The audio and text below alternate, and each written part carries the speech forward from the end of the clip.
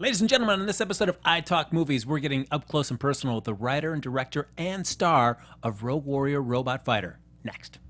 Welcome to Popcorn Talk, featuring movie discussion, news, and interviews. Popcorn Talk. We talk movies. And now, here's Popcorn Talk's iTalk Movies. Hey everybody, Frank Moran here for iTalk Movies. This is the show where we get up close and personal with the people that bring you all that great entertainment that you get to see, whether you're going to the movie theaters, maybe you're watching it at home on your mobile streaming devices. I'm your host, Frank Moran. You can follow me on Twitter and Instagram at HappyGoJackie. Now, my guests today have a new film that just came out. In fact, they had the premiere on this past Friday. It is Rogue Warrior Robot Fighter. We have the star, Tracey Birdsall, and the writer and director, Neil Johnson, joining us right now. Ladies and gentlemen, welcome. Thanks for joining me. Thank you. Thank you. All right. So let's, we'll talk about the film in just a moment here. But I just want to backtrack a little bit here for your respective starts. So, Tracey, are you a Los Angeles native? I was born in Burbank. Oh. I don't have a great story. Like all actors have these great stories and how they ended up here and stuff. I was born in Burbank. Oh, nice. So then right up here being so close to the industry, was it already from growing up like this is something that I really want to be doing? Or has it come a little bit later? You know, I always knew that I wanted to do it, and I remember being a little kid and holding my mom's hand and people telling her in the grocery store, "Oh, you should get her in the movies, and she's so outgoing." And I sang and I danced and everything. My mom was like, "No, she has to use her brain. No, she shouldn't do that." So I kind of had to struggle to get into it. Like my parents are super supportive now, but as a little kid, that really wasn't what they saw their daughter doing, you know. But it's just I love to perform and I love to entertain and I love to take on identities, and so it was just it was a struggle, but I did it. Do you have any siblings? I do. I have two older sisters. And are they also in the entertainment industry? No. I have a great-grandfather who was a famous Disney composer, so Albert Lewis, all the way back in the 30s, Steamboat Willie and all that stuff. But besides that, that's the only other person in the industry. Wow, but still, that is really cool. So did you grow up partial to Disney then? I did. My mom has all these stories about sitting on the original Donald Duck's lap, and she used to watch her grandfather compose things and stuff. So we had all this memorabilia all over the house, and but it was really cool. So it was like it always felt really close. I had no idea how hard it was going to be, you know, tons of studying and just climbing up those ranks and stuff like that. But yeah, everything was Disney in my life. And Neil, how about yourself? Where are you from originally? I'm British, so I was born in England, and I grew up partially in Australia. So I have a couple of accents, and I moved to New York in '99. And you know, it's all I've ever done is make movies since the age of 2. So, you know, and I was basically a science fiction nut from the age of 2 because I saw Neil Armstrong walking on the moon. And then around the same time, there was Star Trek and Doctor Who. And I mean, it knocked my brain around.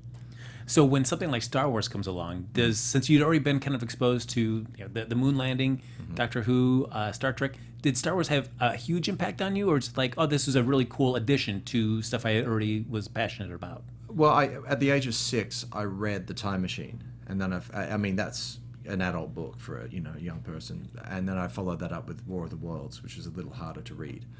And so I was already into heavy sci-fi.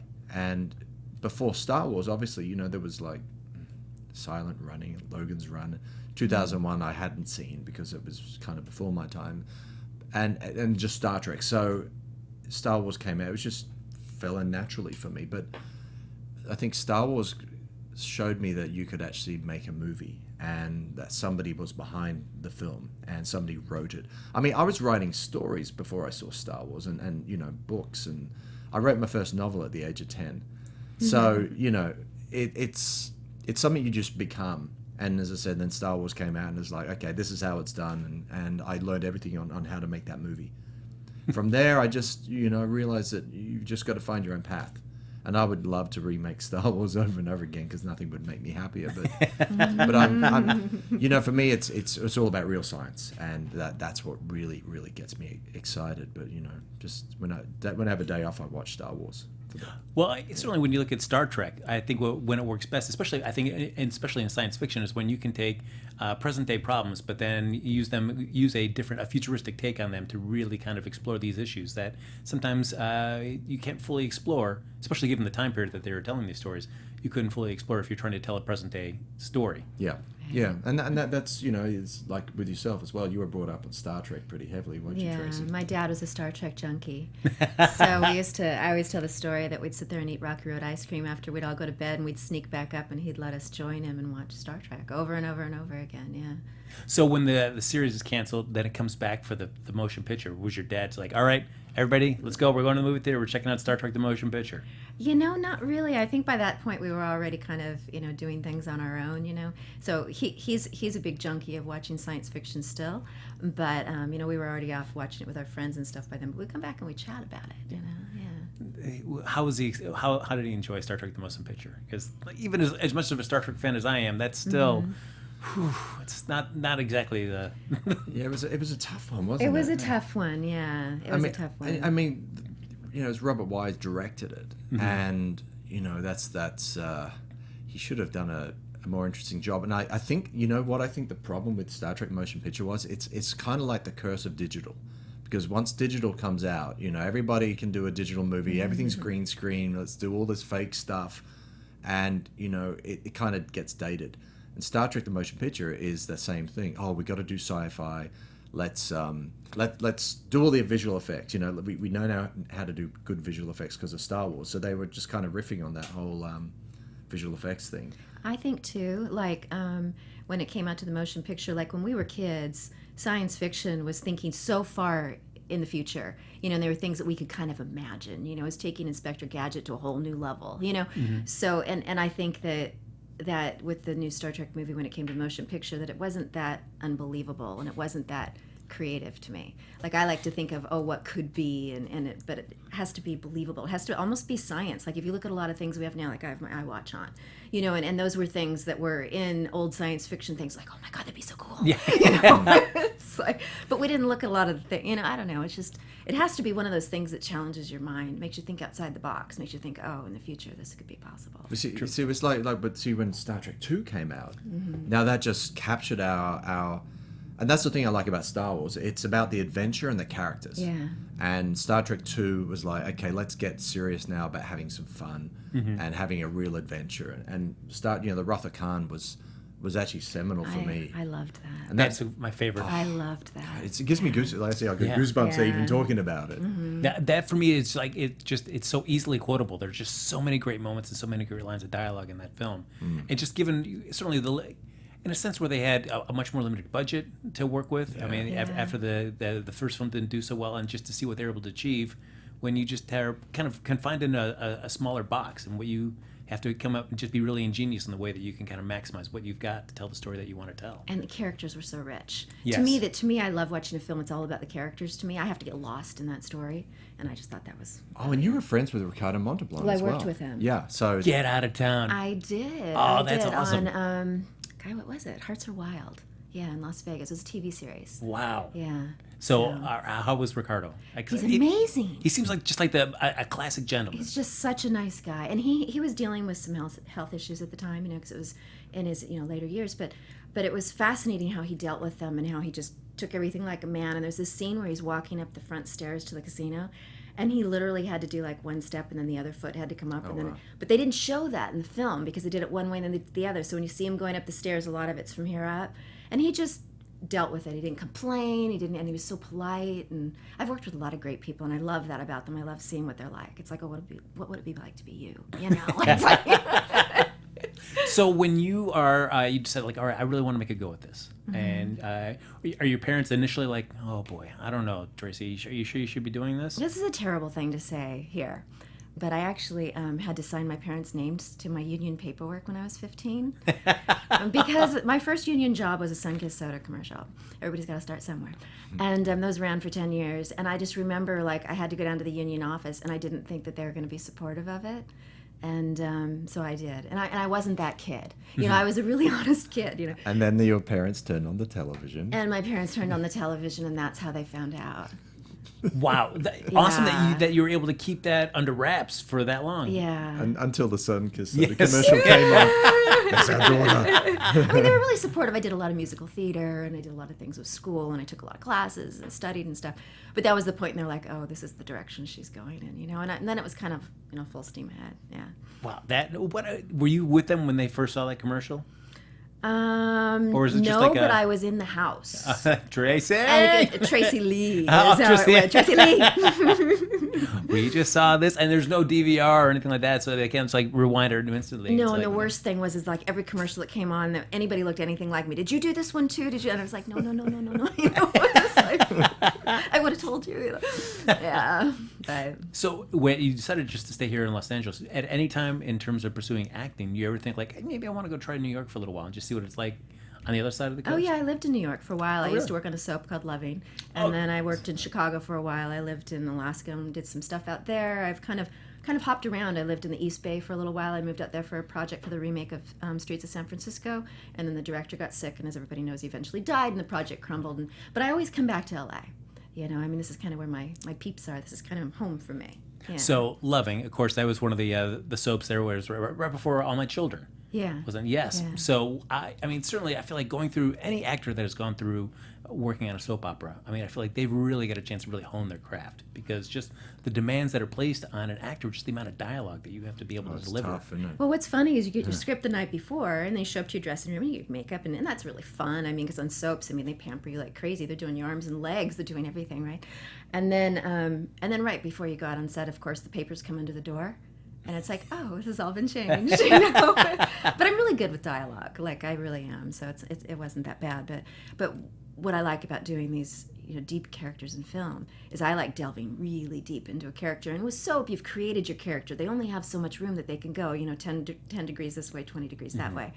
And so that's one of the reasons I think I like film so much, is because you get to just spend months creating these characters and deciding where they're going to go and deciding what their tics are and their little things. And it's just so much fun for me to get inside. You know. So Neil, for you, in speaking of film, so do you start doing your own films in the UK before you move over to New York? Well, no. Let's see. It's a funny story. So I was in England, and I was just writing to myself, and then to Australia, where I was living with my family.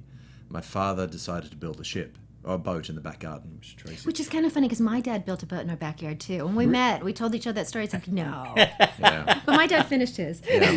Your dad did not? No. Well, he was a sea captain, so captain of a big ship. Okay. Like big ones. And but I took that boat and rebuilt it into a spaceship. And then I got a Super 8 camera, and, you know, then video cameras came around. I got into film school, all that sort of stuff. So I was kind of on that path. You know, and I couldn't do anything else. You know, I tried other jobs, you know, while I was at film school, and I'm not very good at other things. I'm not even great at making movies, to be honest with you, but I love it so much. No, but I really love it, you know, and that's the thing. That's the difference. It's really, you know, it'd be a wasted life to do anything else, because it's my passion. But yeah, I did a bunch of music videos. And I was a director at 21, and it's just hard work. It sounds very glamorous, and I didn't know anybody in the industry. I had no help. In fact, I had a lot of negativity. A lot of people, especially in Australia, because I was British, and I had an accent back then, you know, British accent. And people were actually really kind of rude to me, shall we say, or I say racist, but, you know, it was just, I was different. And so people would, you know, they would pick on you or do this or that, and that's okay. You know, I became stronger as a result of that.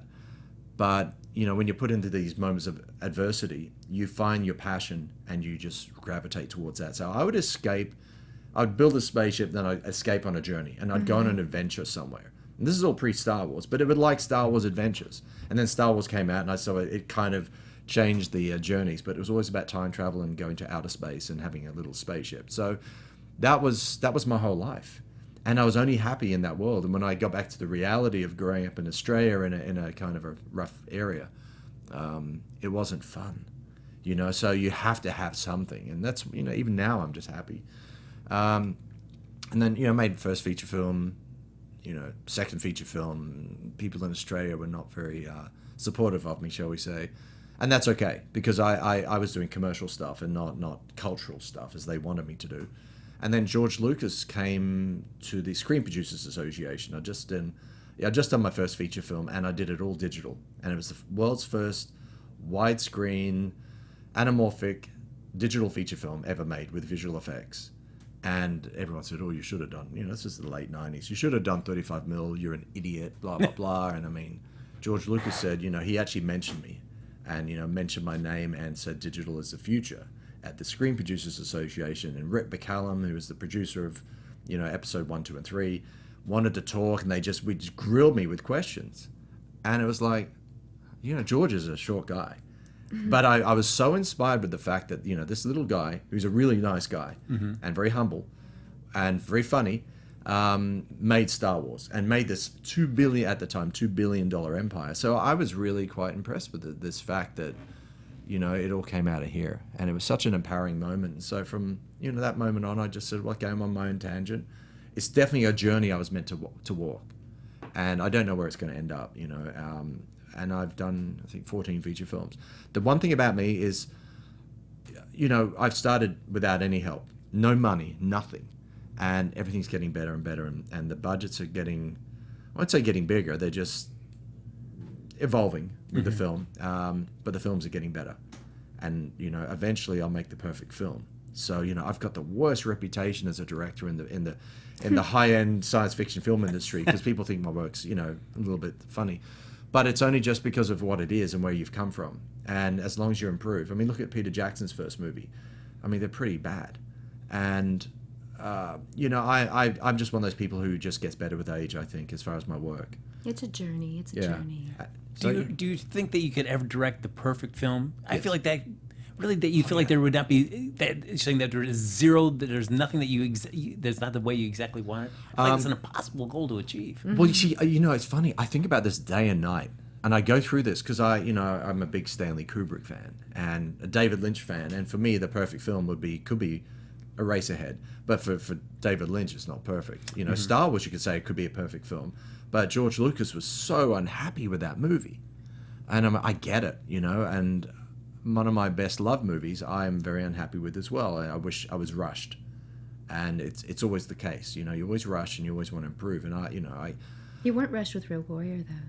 No, I wasn't. Which was kind of nice. Yeah. Yeah, we spent way too much time on that movie. Yeah. But we just kept reshooting. If something wasn't perfect, it's like, let's go do it again. Yeah. The location wasn't epic enough. Let's go do it again. I mean, and she suffered because of my perfectionism. Well, speaking of that, because we have Rogue Warrior, Robot Fighter. Mm-hmm. So for this, it takes place in a post-apocalyptic future where now it's kind of figuring out the relationship. AI is kind of taken over, and they're looking to exterminate mankind, not just on Earth, but on other planets as well. Exactly. So what was the inspiration for this story? I was trying to be original as much as possible, in the sense that when you delve into the backstory of the film, it's really about the problems of merging man with machine. And that's the real hidden message, shall we say, underneath that. But I mean, how it plays out in the movie is another story. But it's, when we were shooting the movie, Force Awakens came out, and it was almost like shot for shot. The trailer was our film, and their film was almost exactly the same. So why does this happen to me? We even changed one of the things, because I actually had 2 speeder bikes in Rogue Warrior at first, and then when we saw that. Yeah. She was a speeder bike junkie in the film. I am originally. a speeder bike junkie. Yeah, because of growing up with a fascination with all those things. Yeah. So it's like, oh my God, I get to ride a speeder bike. That's it. And I just about got killed doing it too. Really? I mean, because he wants to make everything as practical as possible. So we're out there in the desert. We did it over and over and over. We tried green screen. It wasn't real enough. So they put the speeder bike on the back of a flatbed out of a truck, and they strapped this thing down. Then I've got to get on top of it, and they're just speeding around and going in circles. Well, of course, the only thing not strapped down was me, right? And I just said, hold on. I Yeah. was hanging on for dear life, but it was so real. So since I believed it was real, Yeah. and I can go there in my head on a speeder bike because I've watched all these movies, But that was the one thing I was like, if I fall off of this, I mean, there were a lot of things if I fall, at least I wouldn't break something, but I would have broken something for sure, yeah. So you write the script, and then is the first time that you two kind of come in contact with each other is when you read the script, or had you known each other before? Oh, no. We knew each other. I did a couple of voiceover roles for him. I'm a sci-fi junkie, and so we met, and he's like, oh, well, do you want to do this voice? I'm like, of course I want to do that computer voice. I mean, it's like, I never got to work in sci-fi before. It's always been drama and comedy. And so then he saw I was winning awards for other films that I was doing, and he saw my commitment level and how hard I worked and stuff. He goes, okay, we gotta get a project together. And so my love for robotics and science fiction, and he went through his scripts, and so we kind of took something that we both were really fascinated with and that I wanted to bring to life, And so he kind of morphed one of his scripts into that. And then once it got cast, he rewrote the whole thing all over again, because our characters all have, they all have their interpersonal relationships, but they're also, they're such good actors that he wanted to make sure that the roles were meaty enough for them too, in order to best utilize their talents too. Yeah, we threw away at least 1 hour's worth of finished film for Rogue Warrior. So, wow. And that's a lot. And it was sad. I look at injuries and stuff. Oh my God, I went through everything for that. And then it's like, goodbye. Is that an easy thing for you to make those decisions on, or is it tough to, as they say, kill your baby? It used to be hard, and now it's all about, wow, I wish I could have cut more out, because you're making it's like you're building a sports car, and you want it to be streamlined, and you want it to go fast, and you want it to just push through as much as possible. So with every sports car, they always throw out the back seat firstly, and then there's something else and something else. And we're going through this again right now with the movie The Time War, which I guess we actually shot before Rogue Warrior. The principal photography, but then we've shot many, many, many weeks, even 3 weeks in England since principal photography. Oh, wow. 20 days in the UK. We go to the UK, right? And he goes, if you'll come out here, he goes, and we'll shoot some of the movie, and then I'll show you around. Well, we ended up shooting 20 out of 21 days that I was there. I only had 1 day off, so I went to Cardiff and saw the Doctor Who experience. Oh, awesome. Yeah. How was that? I was like a little kid. I even got grumpy because he was trying to distract me for something, and I was just like a little kid. It was like, just stay out of my space. I'm having a moment here, It's too many dialects, Oh, I was just so overwhelmed. It's amazing. So, Neil, for you that you watch Star Wars, many science fiction films. You have Star Trek, Doctor Who, but Star Wars in terms of just like in creating ILM for all that, the effects that they're able to achieve in that. For you as a filmmaker, as you say, the budgets are getting bigger, but still, I assume what you want to achieve on screen, you're still kind of wrestling how to bring that with the budgets that you're working with. Well, it's interesting, because I always dreamed of a day, and I remember in the early 90s I dreamed of digital, and I know it sounds weird, but I had all these visions about it, and I thought one day there'll come a time when you can think it up and dream it, and you can do it. And then Babylon 5 came out, it's like, oh yes, it started. Had all these arguments with people. I said, look, one day there's not going to be any videotape, no film, it's all going to be on computer, and they said, no, it's impossible. And I was right. And that's what started me down that path, and I mean, it's the arrogance of youth at the time, because I was young. But, I had a dream. And it's not that I created the digital world or anything. I mean, there's a million people who actually figured it out. But I knew it was possible. And so we're now at a point where, at least for me, I feel you can almost, if you learn enough, and you can pretty much do anything you want in movies. If you can think it and dream it, you can make it. And this is unparalleled, because they couldn't do that when they did Star Wars. They had to figure out how to do it. And now we can do, I mean, you think of any idea you want to do, you can do it. And this is truly an amazing thing, and people aren't really sort of figuring that out. The danger is, we can do anything, so let's do anything. So let's let ourselves just go crazy and just make a big piece of popcorn.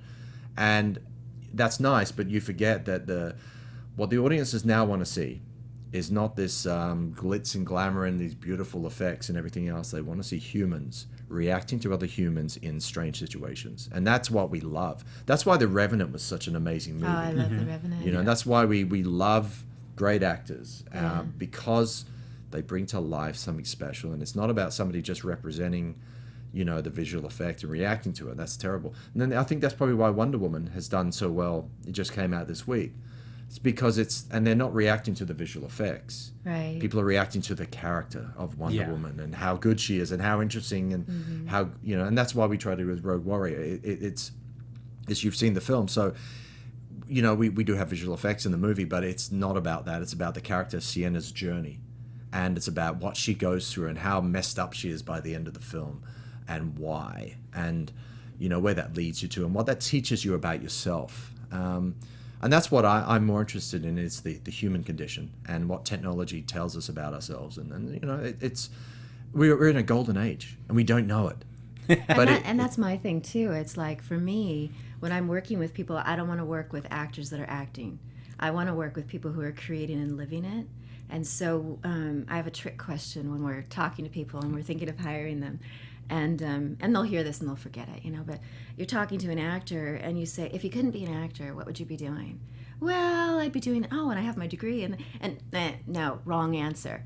I can't imagine doing anything besides that. Those are the people you want to work with. The people that like live and breathe, and all I want to do is create these characters and live them. And that was what's so much fun with this film, was that everybody was living their role. Nobody was acting. And me as a viewer, that's what I want to see. I want to see something come to life in front of me. I don't want to see people going blah, blah, blah, blah, blah. I don't want to see theatrics. I don't want to see, I want to see people living these characters, so you get sucked into that journey. Well, speaking of Sienna in the film, for a little over 7 minutes in the film, there's not a line of dialogue from you. You're basically you're there interacting with this person, but you've got your face covered. But for the first 7 minutes, we were just watching you just interact without anything said. Mm-hmm. So for you, when you read that, it's like pretty much the first 7 minutes, it's just going to be based on just your actions, the way you're looking with your eyes, the expression you're making. Mm-hmm. You see something like that, do you just like, all right, this is cool. It's a different way of me being able to show this character without using dialogue. Well, to me, 90% of my character is not in her words. It can't be about what you're saying. So even when there's lines and things like that, to me, what I'm feeling is what shows across on my face. So if all I'm doing is living and breathing in that moment, and you have to read through the eyes and the expressions, that's fun for an actor, because you're just being, and so it doesn't really matter. The lines I learn months before I create the character, so that when I find that character and exactly who they are, that the lines just come out. It's situational. So yeah, I don't mind that at all. I think that's amazing, because I live and breathe for those moments that are in between the lines, where you get to show something, and to me, even watching, like we're talking about The Revenant earlier, you don't really know what he says. Nobody goes back in that movie and remembers a quote. I couldn't tell you a single line from that film at all. You remember the expressions. You remember what he was feeling. You remember knowing that he was really feeling that. And he was freezing his ass off. You could tell. I know what it's like now in the next movie. He put me out in England. It was 0 degrees, and I have not enough clothes on. I'm covered. But I was freezing so much that when we got back, it took me 3 weeks before my forehead would relax. It was like, so I Googled it. I'm like, why won't my forehead relax? I've been in the cold. And it's apparently your body's warning signal to tell you that you're cold. So you're supposed to go inside, right? But we're outside filming day after day after day. 3 weeks. I was like, And I can see it in the footage. I'm like, look at my forehead. Yeah. And I never saw myself in film cold before. And I remember saying to him, I wonder what my cold face will look like, because I love looking at actors because they look terrible when they're freezing, right? But it's so fascinating because it's so real. They're really that cold. So now you get to see my cold face. All right. Because one thing at the beginning of that film is there's a dog in the vehicle. Mm-hmm. And then when stuff happens at the beginning, I won't spoil everything, but then you take off. And I was like, man, they just left the dog. And then it does circle back around. I was like, oh, did they just... All right. But then you guys pulled it together. Like, all right. Ditch the dog. Then ditch the dog. Then ditch the dog. Got to keep the dog around. Yeah. It's a great dog. So what I wanted to ask is just the landscapes for this. Where did you shoot the film? Oh, boy. Everywhere. Yeah, it's all real location. And, you'll see a couple of times the camera goes right up really high. And it's not CG. That is a real desert. It's all real. They would literally drop me off and drive away, and it was so hot that I could just see the waves, like in the sand or in the desert, and I didn't even know where they were. We had her on the helicopter, so we knew that if she fell, that we could run in and pick her up. I only passed out once. Yeah. Yeah.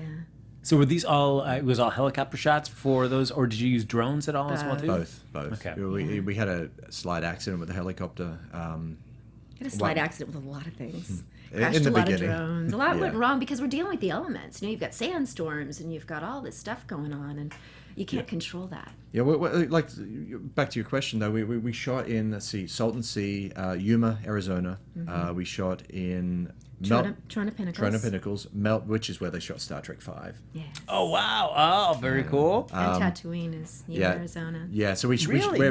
where the Sarlacc pit was, we were filming the same zone.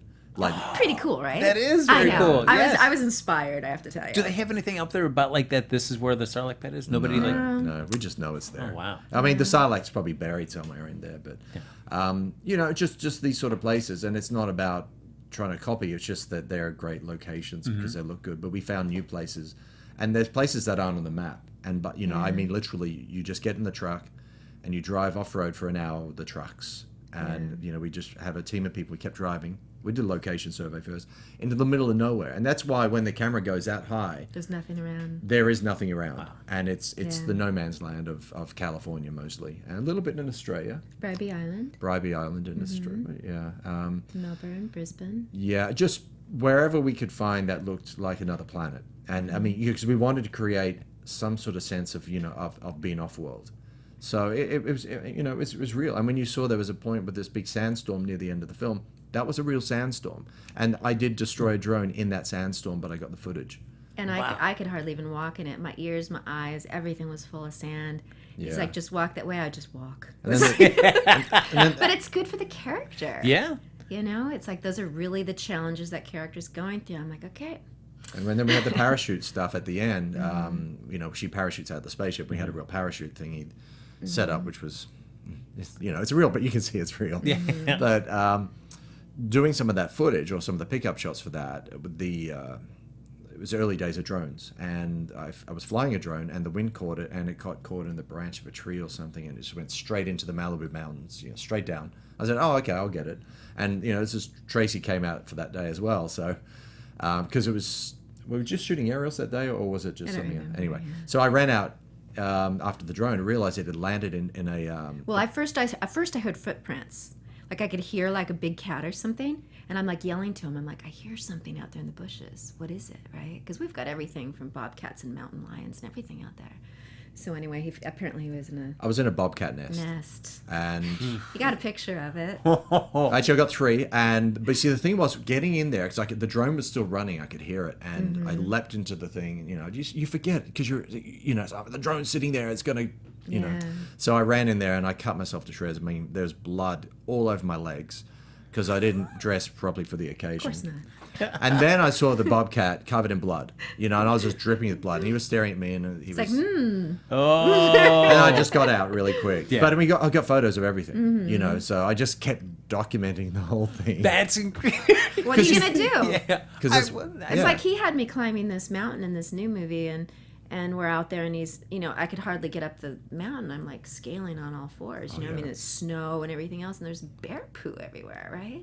And I'm like, you really I didn't want know me it to? was bear poo. Yeah, it's like I really don't want to put my hands in it, but I was trying to hang on and not slide down the snow, and So you put your hands in. You got to do what you got to do to be able to keep crawling up that. Definitely He's- rolled in it, that's for sure. No. he said action. Yes, so you got to do. You just got to keep going, But he's like, well, how do you know it's bear poo? I'm like, well, I did live in Alaska for a while. That's bear poo. Oh, It's yeah. like, yeah, I know. You do what you got to do. Yeah, because the shots in there are just so incredible, and they really just paint the picture that this is just civilization is basically on the decline. Yeah. Yeah. For this. Well, it was, and that's what I like about the film. Visually, it's like a painting. Mm-hmm. And, I'm very proud of the look of it. It's like a Matisse painting. It's got Very a certain artistic, coloring to it, And it's different from other things I've done. And we're on the Time War at the moment, which is, it's all about dark blues and reds. It's totally different than It's Nazi Germany Yeah. with time travel. It's dark. But Dark. it's nice to have a contrast, and that's everything. It's like when you do a painting, you want to do a certain type. You don't throw every color on. You say, okay, I want to choose certain colors, and I do that with every movie. I have certain colors I use, and Rogue Warrior was a lot of whites, grays, yellows. I'm trying to think what else, but and a bit of blue here and there. But it was a certain texture.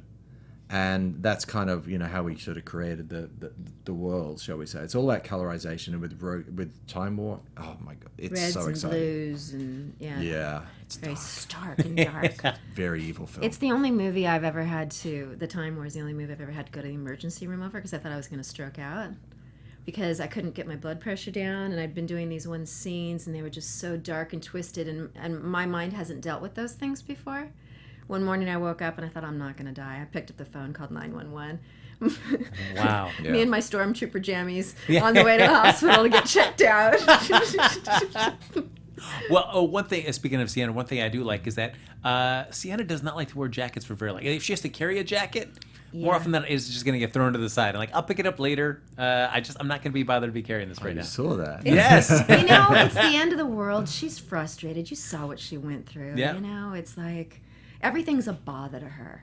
Everything is baggage that she can't carry along with her, you know, because she has so much to deal with, you know, and a lot of that was just happened. A lot of it wasn't planned. It's just that character is just like, you know, and so a lot of that is just the mind space that it comes from, and then he'd have to change another scene because I'd already dumped a jacket, you know. But if you look closely in the beginning of the film, when she gets into that car, you know, the one with the robot inside it, Yes. and she actually finds somebody else's clothing there. Yeah. She wears it later on. She's a scavenger, you Yeah, know. You makes got to do sense. what you got to do.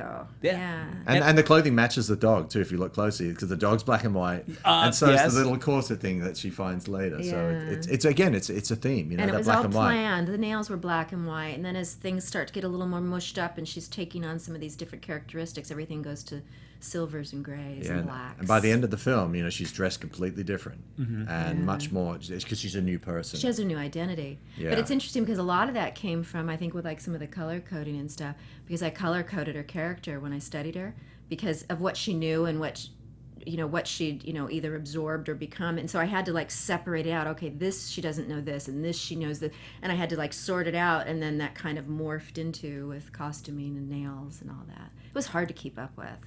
Well, what I love is just like the attention to detail in terms of the world building. Where if you look at the guns, like solar powered guns, which I thought was kind of really cool. With the voice. Yes. Yeah. Well, that was, it goes back to my little British sci-fi thing, because I was a big Judge Dredd fan. And also, it was a 2080 comic, and also, what was it? It was a comic. I'm trying to think of that. Was it Rogue something? Rogue Warrior? Rogue Soldier or something?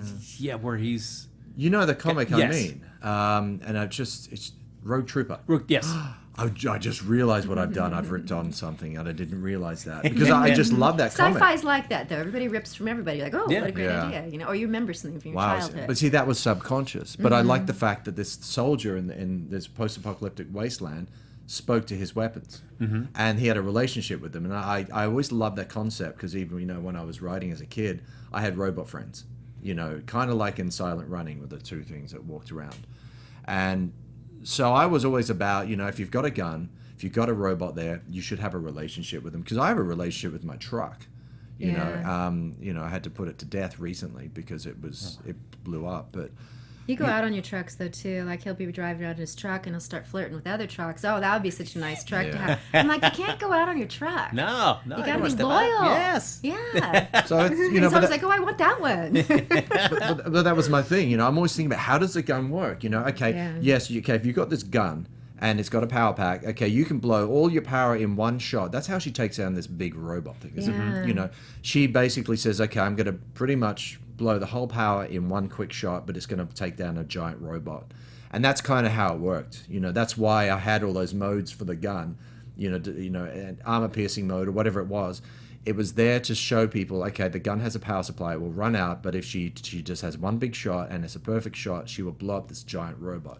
And I'd already created relationships with so many things that were objects that it was so easy for me for everything to be alive. You know, so it was just like, I was like, oh, cool, you know. It was like with Hoagland. Yeah, with Hoagland. I mean, I love that relationship too, because it is so there's so much friction at the beginning of it. Yeah. But by the end of it, I mean, there's such a strong relationship built. bond. Yeah, after everything that you've done, and I do like, just put me in the box. I want to be back in my lead box. Just keep. isn't it cute? And But that became the central story, didn't it? And it was so important that that relationship be believable. So he let me bring the robot home and put it in my office. And every day for months, I'm like, oh, hey, Hoagland. And people come in, I go, you didn't talk to Hoag. So he had to be real to me. I had to have a personality. I had to react to things. You know, so it was really kind of interesting when we were on set because somebody else would go to read his lines. I'm like, oh, that's not Hoagland because it was all in here, you know. So then I had to memorize some of Hoagland's lines just because somebody couldn't mess me up. But I truly had a relationship with this robot. I still do. He's in my office. Like, I can't part with him now. Well, why not? Yes. Yeah. Because to me, he had to be that real to me, or else I hated watching things when I was young where the robots weren't real to the other characters. And so it was like, okay, it's got to be real to me. Yeah. So the actor that did the lines for Hoagland, I came in post. It wasn't there In actually on post. set. Okay. He was And so we happy. went through thousands of actors. Everybody thought they'd make the perfect robot voice. We're gonna be in a 5,000 people. Yeah, we're going to be in a sci-fi film. And they'd send, and we'd be, just don't do your audition with a robot voice. Of course, they all came in like this. And some of them would do little diagrams, you know, and little robots. And we're like, you guys aren't getting it. Hoagland's real, you know, and he was really real now. And then Tony Gibbons, my God, he came in. I'm like, that's Hoagland. We're so excited. How far into the 5,000 auditions did you find Tony? Last. Yeah. Oh, yeah. man. Not joking. We would have kept going until we found the right voice, because you cannot have that not. There's so much to it. There's so much personality. Voice acting's hard. And for Tony, it's so funny because we even dressed the same to opening night without planning it. We both showed up in pink, and we're like, oh, we just a match. You know? But it's just something that he created in his mind at his audition, and Neil directed him in a few little different directions, and it was amazing. It's like, oh, that's how I saw it. It's real now. Yeah, it's the chemistry, you know, and it's a weird chemistry because he's recorded in post, but she created the character in her head and on screen, but it was so much of what she created on screen then dictated who he had to be, because they had to be a perfect foil for each other. And I mean, there's a lot of, you know, real scientific discussion between them about what is consciousness and everything else, you know, in the film. And he's just a floating, you know, robot, a little ball. But I'd even imagined his attitude towards me, and so then we had to have that attitude back, because in order to have chemistry, it has to go both ways. So I just fed myself what his chemistry would be, and it's like, oh man, how are we going to do this? You know? Tony did it perfectly. Thank you, Tony. Well, what I love about that is because by the end you're invested in whether this robot that is just created just in post and everything right there on it survives. Yeah. Because I mean, he's willing to sacrifice himself to complete this and help Sienna. But you get, I mean, I was invested in whether he's going to make it out or not. So yeah, well done. He's got a great future story too, by the way. When we developed the TV series, I've got a great place for him to go. I've got a great place for Sienna to go, because you don't just want to do part 2 where it's you know, running around a planet with a gun. There is a major storyline coming up, which we're still developing, of course, in my head because I write every day, but it's coming up to the point where does Sienna go from here, the character in the film? Because everybody watches the movie, they get to the end, halfway through they go, oh, takes a turn. I didn't expect that, you know, and there's that point.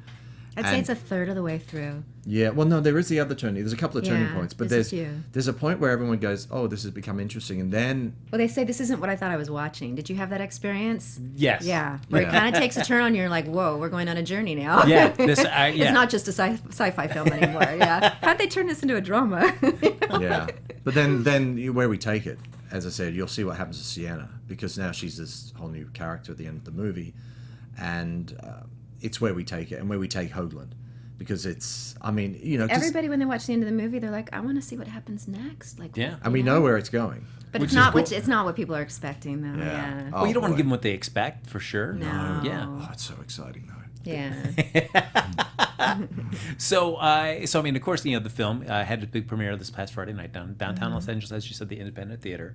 So, as you said, the work doesn't stop there. So, in terms of Rogue Warrior, what's coming up next? Well, it's spreading. It has a few more theaters that it's spreading to, so we have to go do a Q&A at the end of...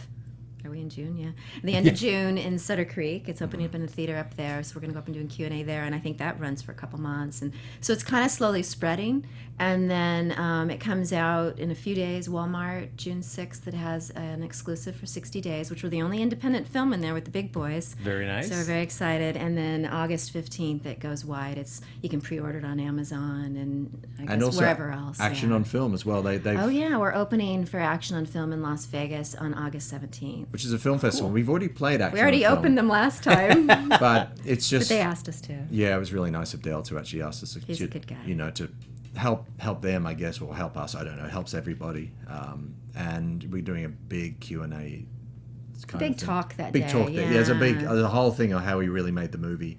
After people have seen it, you know, there can be more questions and stuff. So they're making a big deal about it, which is really nice because... You know. So we just follow the spread. It's going to spread. We're going to spread with it. You know. In the meantime, we've got something else that's in post, and we're not claiming this movie is the greatest thing in the planet. It's the small film that wanted to be something more than just a small film, and we're just doing our best to try to make it, you know, something else because it's, you know, it's a labor of love and passion, and I mean. And for every actor too, I would say every actor in that really gave us their. Yeah, they're 110%. William Kircher was just amazing. He's brilliant. He was one of the... he's the main dwarf in the Hobbit trilogy. Oh, cool. Yeah, Dr. Johnson in the film, and then Stephen Manley and Des Crawford. I mean, just everybody really gave it their all, and they were just really all about the project. I mean, to give you a funny story, when we first premiered at Action on Film, because we knew we were getting a bunch of awards there and stuff like that, everybody's spread out. We're in 5 states and 3 countries, right? The whole cast all came back. And then for opening night, too, everybody's spread out all over. It's like, we're opening June 2nd. They all come back. You know, and we don't have the budget to do that for them. Yeah. But that's how invested they are in the character and the film and everything else. And it's brilliant. And all they ever do is privately just pull me aside and say, when it's a series, we want to do the TV series. They just want to keep creating because that's the kind of actor that they are. That's the kind of people that, well, I think the actors, but also just the atmosphere on set, too. If you have that, and it starts there from you, Neil. I mean, it's your idea, but you're able to just foster this sense of camaraderie. We have fun. We do. And that's what we, and see, Tracy works harder than any other actor I've ever worked with. And I worked with some amazingly high-level good actors, but she's just this machine. I'm ridiculous. And so that kind of brings all the other actors up. It's either you step in and follow her, or you just go away and die. Somebody showed up one day in the beginning during principal photography with their script in their hand. And I gave them, I'm like, you don't show. I don't know. I'm not saying. You can't say who that was. But I'm not. I don't know I'm not. It was like, and they. I'm not even going to use a he or she. Yep. And they were like, well, I was late last night. I'm like, you had to be off this months ago. You can't just show up with that in your hand, you know? I mean, because these people are if you're living something, you can't go back and refer to something, you know? Yeah. So anyway, that was the only time that happened. But it was like, I was just in such shock, you know? It's one thing for the director to have, the director's got to see, what's going on and and set up the shot, but the cast shouldn't. Well, you've already, you collaborated before this with doing some VOs and stuff, and now you've done Rogue Warrior, and you're also doing Time War as well. So what is it about the two of you that you enjoy so much about working with each other? I know the Dedication answer. to the craft. We're workaholics. We work harder than other people we're used to being around, and it's exciting because you work with all these people that say how hard they work, and that say this, that, and the other thing. But when you actually see it in somebody else, it helps you move forward if you have more than one person. I mean, and we're slowly kind of developing a team of people that are that psycho about it, shall I say? It's not just us. We just happen to be the two figureheads. The faces. Yeah. And Tracy and I rarely disagree on anything, which it's kind of odd. But, I don't mind the disagreements. I like having creative discussions and arguments. It's important that you feel something, but we generally seem to be in the same headspace most of the time, which is nice. And a lot of, if I have an opinion on something, a lot of times I'll put it in writing and be like, okay, take it or don't take it, but here's my opinion. Yeah, actually, we're going through that right now. We're going through that right now. I said, look, I finally let her watch the film. And I think I have 17 pages the 4-hour version of the movie, and she finally watched it, and now I've got all these pages to look through, and it's like, oh boy. And they're very, very specific. So we may not like each other in a week's time. But that way he can make his own decisions. It's his film. Yeah. I'm just an actress and a producer, But it's like I went through it line by line. It's like I have to believe everything somebody's saying. I have to never see theatrics. I hate theatrics. And you just got to feel it. You got to believe it. And I hate anything unnecessary. I hate anything getting said that you already see. Mm-hmm.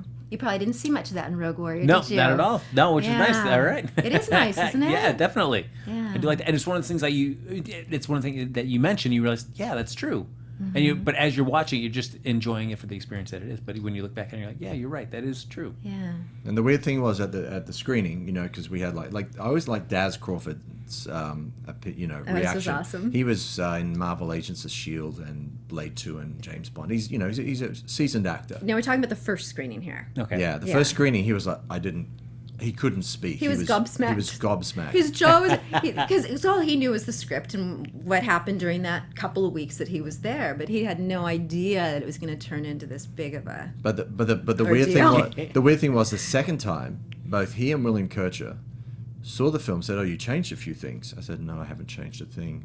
There's more in this movie than you realize." Stevie said that too. Yeah, everyone thinks we've changed stuff. It's been sitting exactly the same. Because they have to go watch it again. There's so many layers in there that I don't think you can catch them the first time through. And they keep saying, "Well, you've done this and you've done that." No, that was there originally. It's too much. There's too much information, and it's a sort of, my movies are always the sort of movies that with repeat viewing, there's little extra things.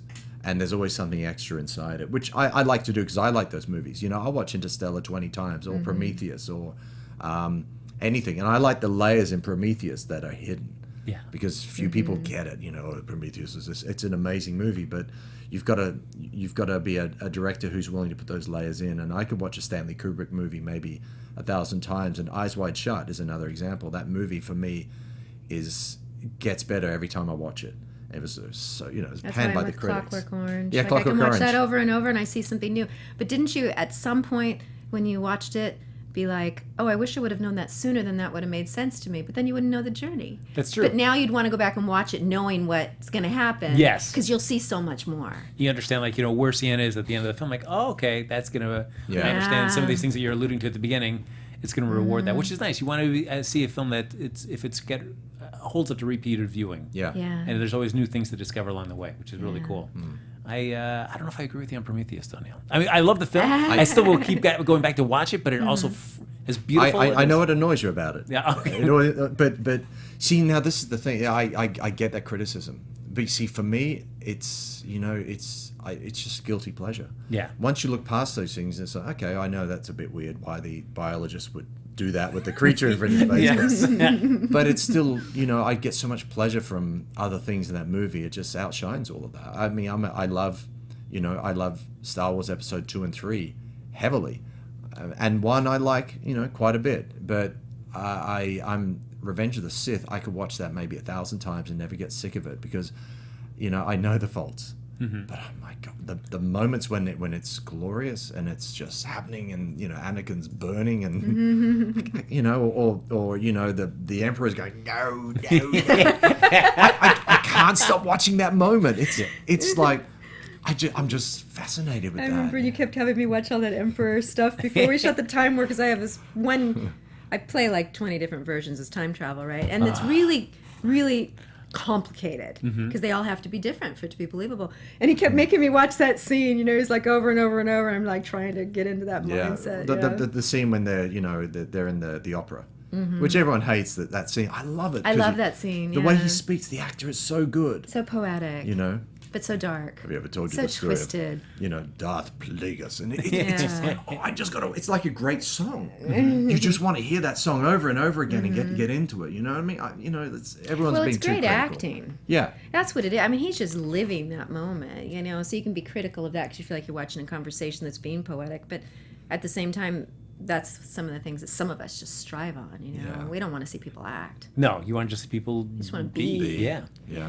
I have to say, as we're wrapping up, I enjoyed Rogue Warrior, Robot Fighter, but Time War, man, time travel is. I am a huge time travel junkie. So you're in for a treat. I cannot wait. Oh, so please come back to talk about Time War, because I would be jazzed to go down a time travel rabbit hole with you guys. It's a lot of fun. Oh, I can't wait. And you dug your hand through bear poop. There you go. So look at that. Yeah. That's right. So I'm not shy. I'm a tomboy.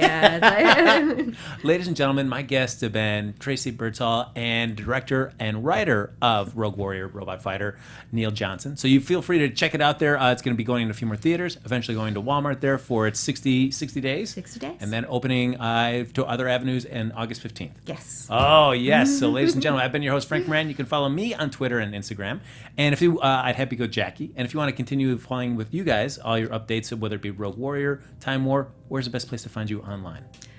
Twitter, I'm Tracey Birdsall 1. Facebook, I'm Tracey Birdsall Official. Instagram, Tracey Birdsall 1, or TraceyBirdsall.com will point you to everywhere else. Oh, I love it. Yeah. And for me, www.empire.com, em-pire.com, and follow the links from there to all the social stuff. Oh, all right. So, ladies and gentlemen, make sure you check out Rogue Warrior Robot Fighter. It's a great time. You'll really enjoy it. And be on the lookout for Time War. I can't wait for this one myself. Ladies and gentlemen, we'll catch you next time here for another guest on iTalk Movies. See you later.